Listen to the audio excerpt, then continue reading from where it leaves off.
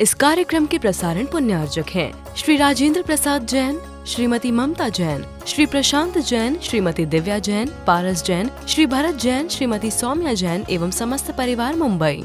भूमयः यानी ये भूमियाँ हैं, अधो अधः अर्थात एक के नीचे एक हैं। कितने हैं? सप्त अर्थात 7 हैं। वे कौन कौन से हैं? रत्न प्रभा शब्द को प्रत्यय के साथ जोड़ देना चाहिए। रत्न प्रभा, शर्करा प्रभा, बालुका प्रभा, पंक प्रभा, धूम प्रभा, तम प्रभा, महातम प्रभा। प्रभा अर्थात आभा है। रत्न के समान, शर्करा के समान, बालुका के समान, पंक अर्थात कीचड़ के समान, धूम्र के समान, तम अर्थात अंधकार के समान और महातम का अर्थ प्रगाढ़ अंधकार के समान जिसकी आभा हो। ऐसे ये 7 भूमियाँ हैं जो कि एक के नीचे एक हैं। और ये भूमियाँ किसके आश्रित हैं? तो घनोदरी वात वलय के आश्रित ये सभी पृथ्वियाँ हैं।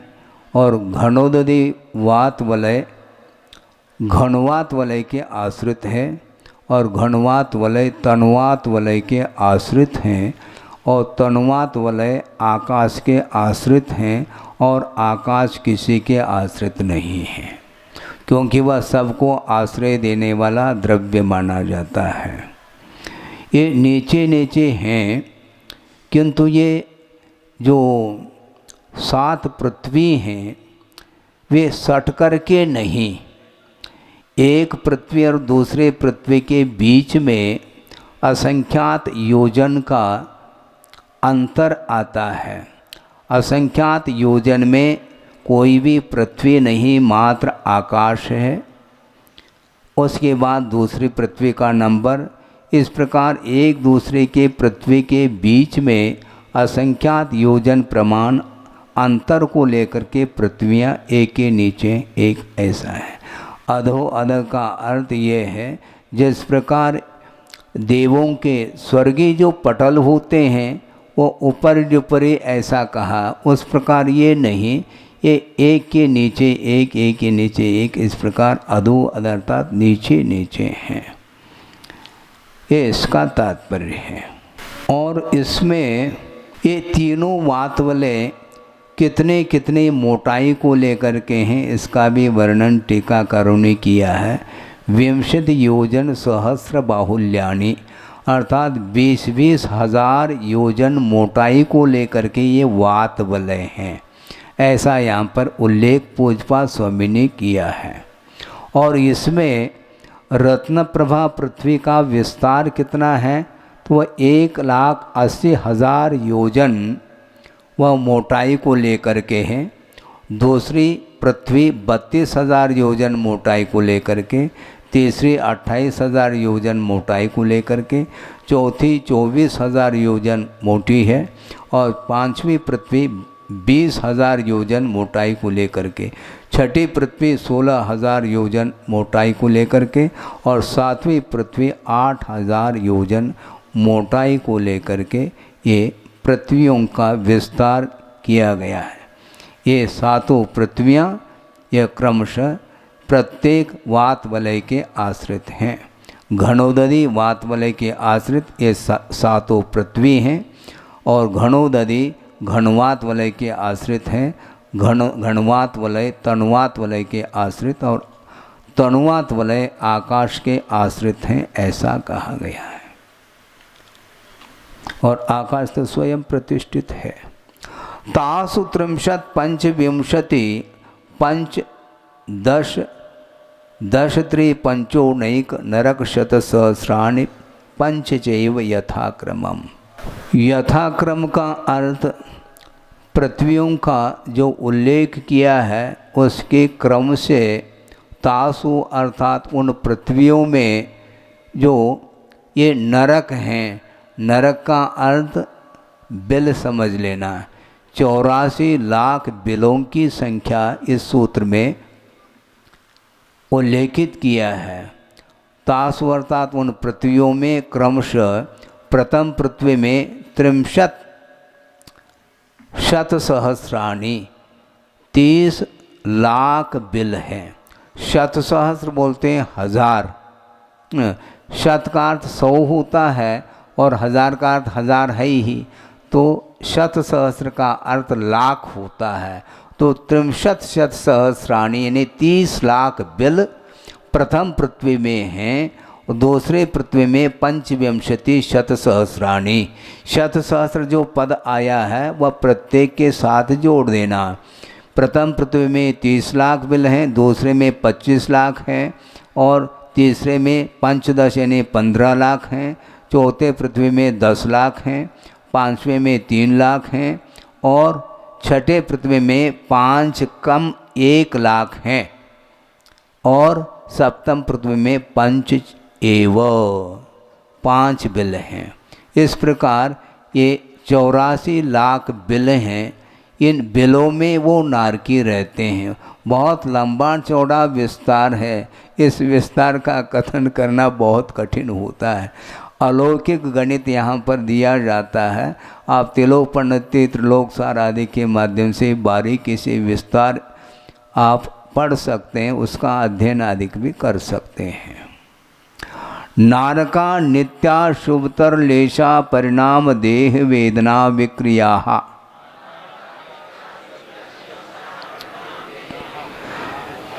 वे नारकी कैसे हैं? नित्य, हमेशा अशुभतर लेशा वाले हैं। वहाँ पर लेशाएं शुभ नहीं हो सकती। यहाँ पर अशुभ लेशा नहीं कहा, अशुभतर लेशा। इसका अर्थ ये खोला है टीकाकार ने कि तिर्यंच गति में जो अशुभ लेशाएं पाई जाती हैं उसकी तुलना में ये लेशाएं उससे भी अशुभतर हैं, ऐसा कहने का आशय है इस सूत्र में। अशुभतर यानी तिर्यंच गति में जो अशुभ लेशाएं पाई जाती हैं उसकी अपेक्षा से नारकियों में जो अशुभ लेशाएं हैं वह अशुभतर हैं, ऐसा इसका भाव है। वह कभी कभी अशुभतर लेशा होती हैं, ऐसा नहीं। नित्या कहा, हमेशा अशुभतर लेशा, उनमें कषाय की मंदता नहीं आ पाती। अपेक्षाकृत आना अलग वस्तु, और ये भावलेशाएँ मानी जाती हैं जो कि अंतर्मुहूर्त वर्तनी होती हैं। लेशाएँ अंतर्मुहूर्त के उपरांत इसमें परिवर्तन आता है, किंतु वह लेशाओं का परिवर्तन दो तरह से होता है, एक स्वस्थान परिवर्तन और एक परस्थान परिवर्तन। स्वस्थान परिवर्तन का आशय ये है, मान लो कृष्ण लेशा है तो कृष्ण लेशा में जो तरतमता है लेशा की, उतार चढ़ाव की अपेक्षा से, उसको स्वस्थान परिवर्तन बोलते हैं। और परस्थान परिवर्तन का अर्थ होता है कृष्ण से नील में पहुंच जाना, ये परस्थान परिवर्तन। नील से कापोत में पहुंच जाना, ये परस्थान परिवर्तन। किंतु नरगति में परस्थान परिवर्तन नहीं होता, स्वस्थान परिवर्तन ही होता है। जहाँ पर जिन पृथ्वियों में जो लेशाएं पाई जाती हैं वे हमेशा वही लेशाएं रहती हैं, उनमें अपने अपने लेशागत जो तरतमता है वह पाई जाती है, ये इसका अर्थ है। किंतु तिर्यंच गति की अपेक्षा से इनमें अशुभता अधिक है, ऐसा इसका अर्थ है। अशुभतर परिणाम, परिणाम का अर्थ क्या? उस क्षेत्र संबंधी अर्थ तो इन्होंने खोला है, अशुभतर परिणाम। हाँ, स्पर्श रस गंध वर्ण की अपेक्षा से वहाँ पर अशुभता है। वहाँ का स्पर्श, उस क्षेत्र का स्पर्श, छड़ाला पढ़िए आप, तहाँ भूमि परसत दुख ऐसो, उसके भूमि के स्पर्श से सहस्र बिच्छू का डंक मारने के बाद जो वेदना होती है उस प्रकार या उससे भी अधिक वेदना उस क्षेत्र के स्पर्श से होती है। तहाँ भूमि परसत दुख, दुख को ही परोस देता है वो, ऐसा भी अर्थ निकलता है, किंतु ऐसा नहीं निकालना। उस क्षेत्र के स्पर्श से भयानक वेदना होती है, यह परिणाम माना जाता है। वहाँ पर कोई अच्छाई नहीं मिलेगी। पांचों इंद्रियों के विषय मिल सकते हैं किंतु अच्छाई को लेकर के नहीं, किंतु अशुभतर ही पाए जाते हैं। अशुभतर लेशा, अशुभतर परिणाम और अशुभतर देह। देह अच्छा नहीं मिलेगा। एक से एक बढ़ कर के उनकी शरीर की आकृति के बारे में वर्णन पढ़ लो। हुंडक संस्थान वाले वो पाए जाते हैं। आंगोपांग तो पूरे रहेंगे, किंतु उसमें दुर्दर्शमाना, देखने में वो अच्छे नहीं लगते हैं। और वेदना भी अशुभतर है और विक्रिया भी अशुभतर मानी गई है।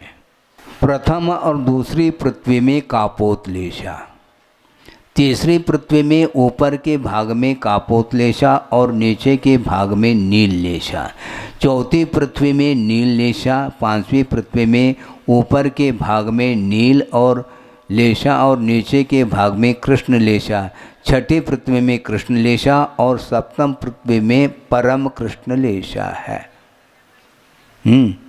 और ये भावलेशा के अपेक्षा से कहा।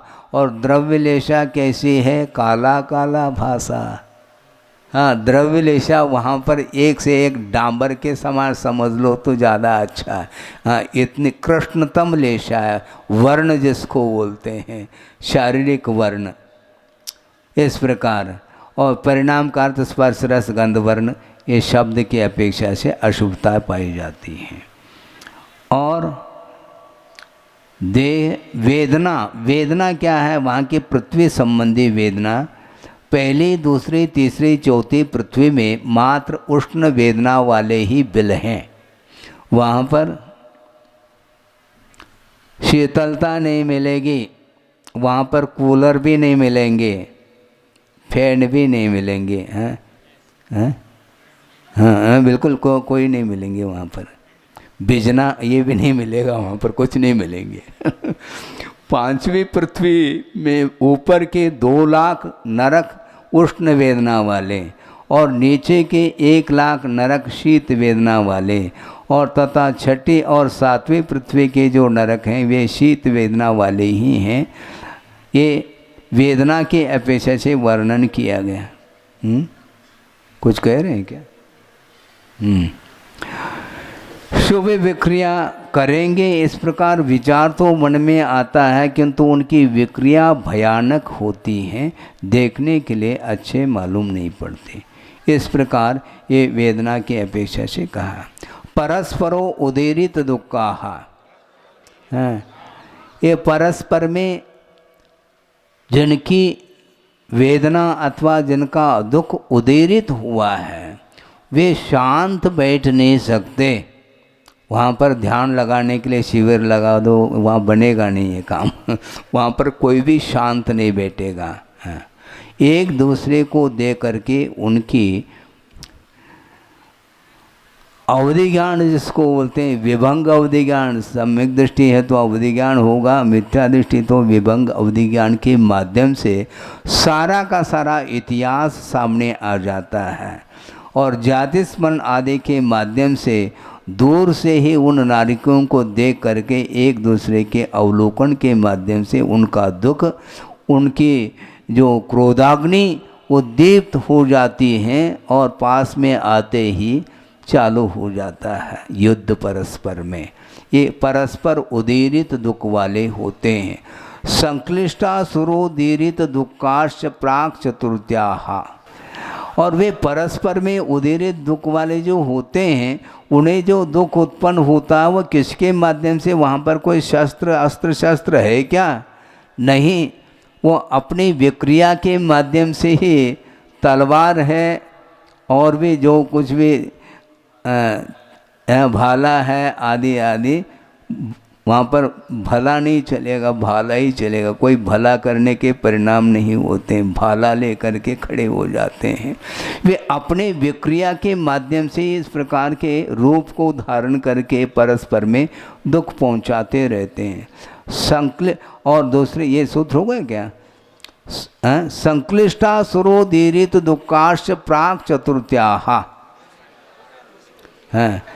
संक्लेश परिणाम, चतुर्थ जो सूत्र था, चौथा सूत्र, उसका अर्थ बताया। संक्लेश परिणाम वाले जो असुर कुमार के देव होते हैं, उनके द्वारा भी जिनका दुख उदीरित हो गया है, किंतु वह संक्लेश परिणाम को लिए हुए जो असुर कुमार जाति के देव कहाँ तक जाते हैं दुख पहुँचाने के लिए? प्राक चतुर्थ्याः अर्थात चौथे पृथ्वी से पहले पहले पहुँच जाते हैं। उनका काम ही ये है दुख पहुँचाना, और इसी प्रकार का पाप का अर्जन किया है उन्होंने, इसलिए वहाँ पर जा कर के एक दूसरे को भिड़ाते रहते हैं। और भिड़ाने में उन्हें आनंद आता है, भिड़ने में नहीं आता, भिड़ाने में आता है। हाँ। बहुत कठिन काम है। भिड़ना तो एक अलग है, भिड़ाना वहाँ पर जा कर के उस क्षेत्र संबंधी कोई भी वेदना असुर कुमार जाति के देवों को नहीं होता, जबकि नारकियों को होता है। ऐसा क्यों? आभ्यंतर जो कर्म है वह अपने आप में फल देता रहता है। उस वेदना का अनुभव असुर कुमार जाति के देवों को नहीं होता, रात दिन वहीं पर। हालांकि रात दिन का भेद नहीं कथन करने में आता, इसके बाद भी उन्हें किंचित मात्र भी दुख नहीं होता, किंतु जहाँ पर रहने वाले जो नारकी हैं वे ही वेदना का अनुभव करते रहते हैं, ऐसा इसका आशय। तेष्वेक सप्तदश द्वाविंशति त्रयस्त्रिंशत् सागरोपमा सत्वानाम परा स्थिति है। तेषु अर्थात उन बिलों में रहने वाले सत्वानाम अर्थात जो नारकी हैं उनकी स्थिति कितनी है? स्थिति का अर्थ उम्र, कितने काल तक वो रहते हैं? 70-80 साल नहीं, सागरोपम आयु तक रहते हैं, वहाँ बुढ़ापा नहीं आता है। सागरोपम आयु तक रहेंगे, किंतु अच्छे तरीके से आपस में भिड़ते रहेंगे। प्रथम पृथ्वी में एक सागरोपम, परा स्थिति अर्थात उत्कृष्ट स्थिति एक सागरोपम, दूसरे में 3 सागर, तीसरे में 7 सागर, चौथे में 10 सागर, पांचवें में सप्तदश अर्थात 17 सागर, और छठे में 22 सागर, और सप्तम पृथ्वी में त्रयस्त्रिंशत् अर्थात 33 सागर की आयु है। सागर का परिमाण कितना होगा आप पढ़िए, यहाँ पर हम देंगे तो बहुत टाइम लगेगा। हाँ, सागरोपम काल लगेगा वर्णन करने में, इसलिए यहाँ पर उसका हम वर्णन नहीं करना चाहते हैं। आगे जो भौगोलिक जो शास्त्र हैं तेलोय पंडित्य आदि, उसमें आप प्राप्त कर सकते हैं। तो इतने काल तक वो रहते हैं। इसके उपरांत भी कल विषय आया था, इनका अकाल मरण नहीं होता।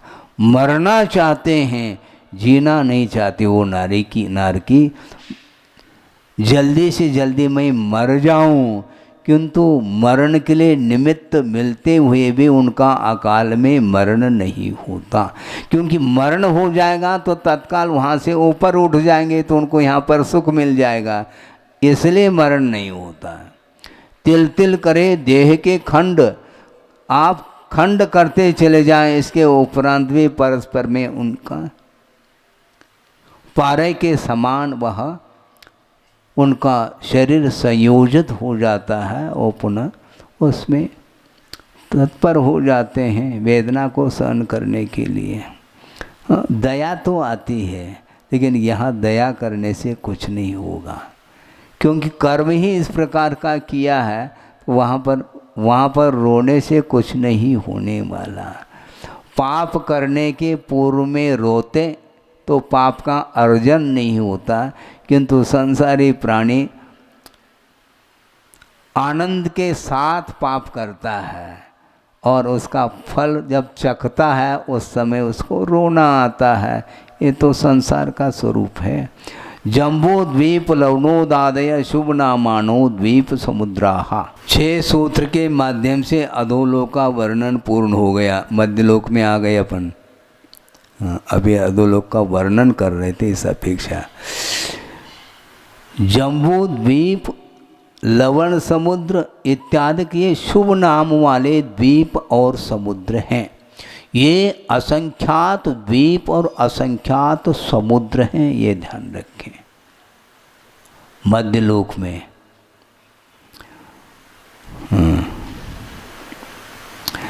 इसका थोड़ा सा हम वर्णन संक्षेप में आपके सामने रखना चाहते हैं।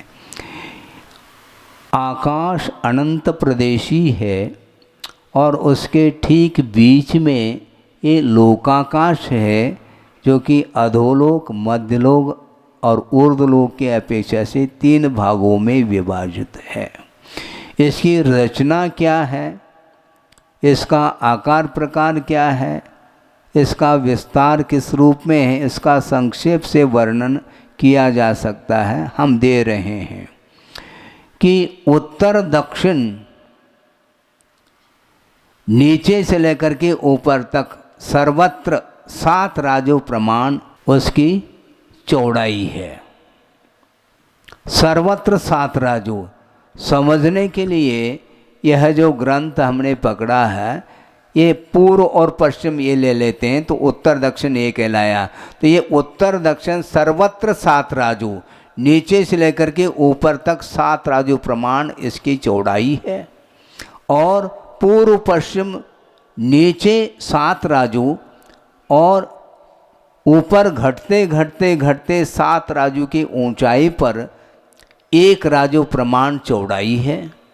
उसके उपरांत पुनः 3.5 राजो ऊपर जा कर के धीरे धीरे बढ़ करके वहाँ पर 5 राजो प्रमाण उसकी लंबाई है। उसके उपरांत पुनः घटते घटते घटते लोक के अंत में जा कर के 1 राजो उसकी लंबाई रह जाती है। इस प्रकार यह आकार बन जाता है। एक व्यक्ति खड़े हो जाए, खड़े हो कर के दोनों पैरों को पसार दिया और कटिभाग पर दोनों हाथ रखे हैं, इस प्रकार रख करके खड़े हो जाएंगे तो जो आकार मिल जाता है उसी प्रकार लोक का आकार माना जाता है। राजू का प्रमाण कितना है महाराज? राजवाटिकार ने कहा है असंख्यात योजन प्रमाण 1 राजू। और असंख्यात योजन क्या है, ये सब वहाँ से बारीकी से समझ लेना। असंख्यात योजन जिसमें समाहित हो जाते हैं उतने क्षेत्र का नाम 1 राजू माना गया है।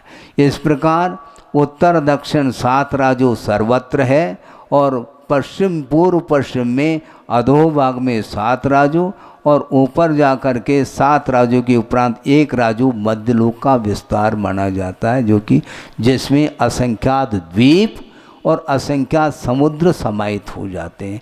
वह मध्यलोक का विस्तार है, मध्य प्रदेश का नहीं, एमपी का इतना विस्तार नहीं, मध्यलोक का है। उसमें असंख्यात द्वीप और समुद्र है और उसमें सबसे बीच में जम्बू द्वीप है और उसके बीच में क्या है, मेरू पर्वत है। 1,40,000 योजन प्रमाण हाइट को लेकर के, ऊंचाई को लेकर के है। किंतु उस मेरू पर्वत का जो जड़ है वह 1,000 योजन पृथ्वी के भीतर है और उसके उपरांत कितना 99,000 योजन पृथ्वी के ऊपर है और 40 योजन की चूलिका है। इस प्रकार 1,40,000 योजन ऊंचाई को लेकर के यह मेरू पर्वत है। अब मेरू पर्वत के जड़ के नीचे से लेकर के अधोलोक प्रारंभ होता है। 7 राजो प्रमाण अधोलोक की ऊंचाई है और ऊर्ध्वलोक कहाँ से प्रारंभ होगा? मेरू पर्वत की चूलिका के ऊपर ऊर्ध्वलोक प्रारंभ होगा। अर्थ यह है कि अधोलोक से भी ऊर्ध्वलोक का विस्तार कम है। कितना कम है? मध्यलोक प्रमाण कम है। उसमें मध्यलोक मिलाएंगे तब वह 7 राजो प्रमाण माना जाता है, और नीचे 7 राजो, इस प्रकार 14 राजो प्रमाण ऊंचाई को लेकर के लोक है। ऐसा इसका संक्षेप से वर्णन किया गया है। द्वैर्द्वैर विष्कम्बाः पूर्व पूर्व परिक्षेपनो वलयाकृतयः। ये द्वीप और समुद्र एक दूसरे को परिवेष्टित होते चले गए हैं और दुगने दुगने विस्तार वाले हैं, और वलयाकृतयः इन्हें चूड़े के आकार को लिए हुए हैं। वलय बोलते हैं। तन मध्य मेरु नाभिर्वृत्तो योजन शतसहस्र विष्कम्भो जम्बूद्वीपः। तन मध्य का अर्थ तेषाम द्वीप समुद्राणाम मध्य जम्बूद्वीपः। उन असंख्यात द्वीप और समुद्र के बीचों बीच में जम्बूद्वीप है, जो कि योजन शतसहस्र विष्कम्भः 1,00,000 योजन विस्तार को लेकर के हैं, और उसके ठीक बीच में नाभि के समान वह मेरु पर्वत है। और जम्बूद्वीप वलयाकृतय नहीं कहा जम्बूद्वीप को, किंतु वृत्ताकार है, थाले के आकार, वलय नहीं वो, क्योंकि उसमें यदि वलय हो जाएगा तो फिर उसमें बीच का हिस्सा और शेष रह जाएगा। ऐसा होता नहीं।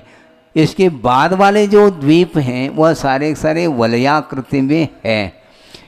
ये थाले के आकार अथवा सूर्यमंडल के समान, ऐसा टीकाकार ने कहा। इसका नाम वृत्ताकार इसको बोलते हैं।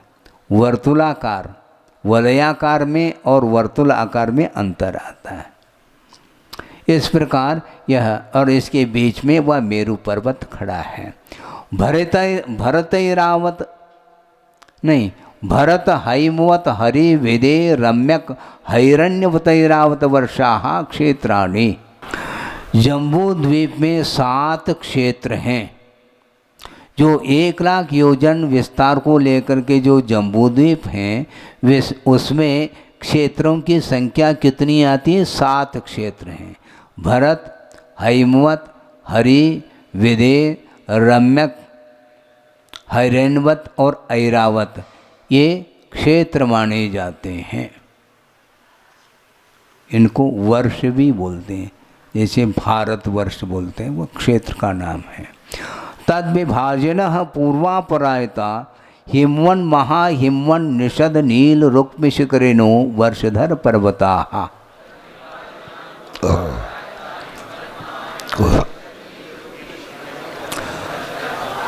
जम्बू द्वीप में जो 7 क्षेत्र हैं, उन क्षेत्रों का विभाजन किनके द्वारा होता है? पर्वतों के द्वारा होता है।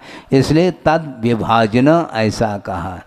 तेषां क्षेत्राणाम विभाजन, उन क्षेत्रों के विभाजन करने वाले पूर्व और पश्चिम लंबाई को लिए हुए ये 6 पर्वत हैं।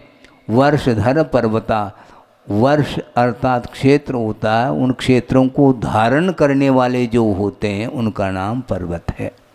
वे हिमवन, महाहिमवन, निषद, नील, रुक्मी और शिखरी, इस प्रकार ये 6 पर्वत हैं।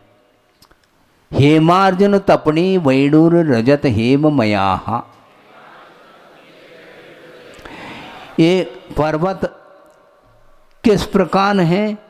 हेम अर्थात स्वर्ण के समान, अर्जुन अर्थात चांदी के समान, तपनी अर्थात तप्त स्वर्ण के समान, वैडूर के समान, रजत अर्थात पुनः चांदी के समान, और अंत में पुनः स्वर्ण के समान। मयट प्रत्यय जो लगता है वह समान के अर्थ में लगता है। मणि विचित्र पार्श्वा ऊपरी मूले च तुल्य विस्ताराः। ऊपर, नीचे और चकार से मध्य में तुल्य विस्तार अर्थात समान विस्तार को लिए हुए हैं, जिनके दोनों पार्श्व भाग में विचित्र प्रकार के अनेक प्रकार के मणियों से ये खचित हैं। ये सारे सारे पर्वत, इसी सूत्र को लेकर के गुरुदेव ने ये भाव प्रकट किए हैं कई बार। इसी 10 लक्षण पर्व में ही ये जितने भी 6 पर्वत हैं ये सारे के सारे इनके दोनों पार्श्व भाग में अनेक प्रकार के रत्नों से ये खचित हैं। जब जहाँ पर रत्न जड़े हुए हैं तो ऐसी स्थिति में हेम का अर्थ स्वर्णमय नहीं, स्वर्ण का ही वह पर्वत होना चाहिए, ऐसा आचार्य महाराज का भाव है। क्योंकि जिसमें रत्न जड़े हुए हैं तो मौलिक जो रत्न होते हैं वह स्वर्ण में तो अच्छे लगते हैं, किंतु पाषाण में यदि पर्वत होगा तो उसमें रत्न से क्या प्रयोजन, ऐसा उनका भाव था। हालांकि टीकाकार ने मयट प्रत्यय का अर्थ समान के अर्थ में ही लिया है। पद्म महापद्म तिगिंच केसरी महापुंडरीक पुंडरीका हृदास्तेषाम् उपरि। हृदय अर्थात सरोवर, तालाब जिसको बोलते हैं, तेषाम पर्वतानाम उपरि, उन पर्वतों के ऊपर हृदय अर्थात सरोवर हैं, उनके नामोल्लेख किए हैं पद्म, महापद्म, तिगिंच, केसरी, महापुंडरीक और पुंडरीक नाम के ये 6 सरोवर हैं, जो कि प्रत्येक पर्वत पर एक एक सरोवर हैं। प्रथमो योजन सहस्रायामस्तदर्ध विष्कंभो हृदय, जो प्रथम सरोवर है उसकी लंबाई कितनी है, योजन सहस्र आयाम, 1000 योजन लंबाई है, और तदर्ध अर्थात लंबाई से ठीक आधा यानी 500 योजन चौड़ाई है। विष्कंभ का अर्थ क्या, चौड़ाई, 1000 योजन लंबाई और 500 योजन चौड़ाई को लेकर के है, किंतु गहरा कितना है, 10 योजना अवगाह। अवगाह बोलते हैं गहराई को, 10 योजन प्रमाण गहराई को लेकर के वह सरोवर है। जिन सरोवरों से नदियाँ निकली हैं, कितने सरोवर बड़े होंगे, और ये सरोवर पर्वत के ऊपर हैं, हाँ, नीचे नहीं है जमीन पे। तो पर्वत की लंबाई चौड़ाई कितनी, उनका कितना विस्तार होगा, यह आगम से जान सकते हैं। तन्मध्ये योजनम पुष्करम, उन सरोवरों में 1 योजन विस्तार को लेकर के कमल है, उन सरोवरों में। तद द्विगुण द्विगुणा हृदय पुष्कराणि च, दुगुने दुगुने सरोवर और पुष्कर हैं। कहाँ पर, जम्बू द्वीप के बाहर। जम्बू द्वीप में जितने हृदय हैं उससे दुगुने दुगुने रहे, क्योंकि वहाँ पर पर्वत भी दुगुने हैं, तभी तो सरोवरों की संख्या भी दुगुनी होगी, और उसमें पुष्कर भी दुगुने हैं। जम्बू द्वीप में 6 पर्वत हैं और प्रत्येक पर्वत पर एक एक तालाब हैं, किंतु धात्री खंड और पुष्करार्ध, उनमें जो पर्वतों की संख्या है वो जम्बू द्वीप से दुगुनी संख्या है, तो उतने ही तालाबों की संख्या होगी, और उनमें स्थित जो कमल है वो भी दुगुने प्रमाण में होंगे, ऐसा इसका अर्थ है। तन्निवासिन्यो देव्यः श्री ह्री धृतिकीर्ति बुद्धि लक्ष्म्यः पल्योपम स्थितयः ससा माणिक परिषद काहा।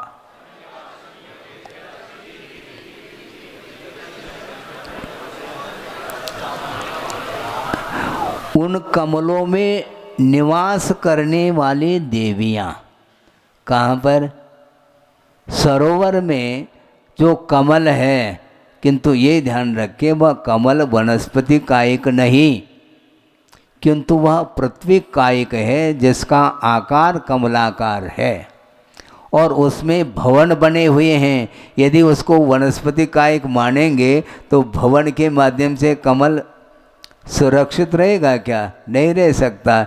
इसलिए वह कमल पृथ्वी कायिक है, उसमें भवन बने हुए हैं, उनमें निवास करने वाली ये देवियां हैं। उनके नामोल्लेख के श्री ह्री धृति कीर्ति बुद्धि और लक्ष्मी, ये 6 हैं। और इनकी आयु कितनी है? पल्योपम स्थित, यह एक पल्योपम आयु वाली हैं। किनके साथ रहती हैं? सामानिक और परिषद जाति के देवों के साथ ये रहती हैं, ऐसा इस सूत्र का आशय है। अब इसमें प्रश्न बहुत सारे उठ सकते हैं, किंतु उसका समाधान बिना आगम के आधार के हम दे नहीं पाएंगे। इसलिए जहाँ पर आधार हमें मिल जाएगा उस समय हम शंका का समाधान कर पाएंगे। क्योंकि कई व्यक्तियों के दिमाग में ये विकल्प उत्पन्न होता है कि ये देवियाँ सामानिक और पारिषद जाति के देवों के साथ रहती हैं, तो ये ब्रह्मचारिणी के रूप में हैं, क्या इनका इन देवों के साथ संबंध रहता है? ये प्रश्न है। इसका समाधान आगम में जैसा मिलेगा वैसा अपन देंगे। गंगा सिंधु रोहित द्रोहितास्या हरिधरिकांता सीता सीतोदा नारी नरकांता सुवर्ण रूपी कूला रक्ता रक्तोदाहा सरितस तन्मध्यगाहा। तन्मध्यगाहा उन क्षेत्रों के बीच से ये निकली हैं। गंगा सिंधु रोहित रोहितास्या हरित हरिकांता सीता सीतोदा नारी नरकांता सुवर्ण कूला, ये कूला दोनों के साथ जोड़ देना, सुवर्ण कूला और रूपी कूला और रक्ता रक्तोदा, ये सारे सारे सरितः यानी नदियां हैं, ये तन्मध्यगाहा उन क्षेत्रों के बीच से निकलती हैं। ये 14 नदियां हो गईं।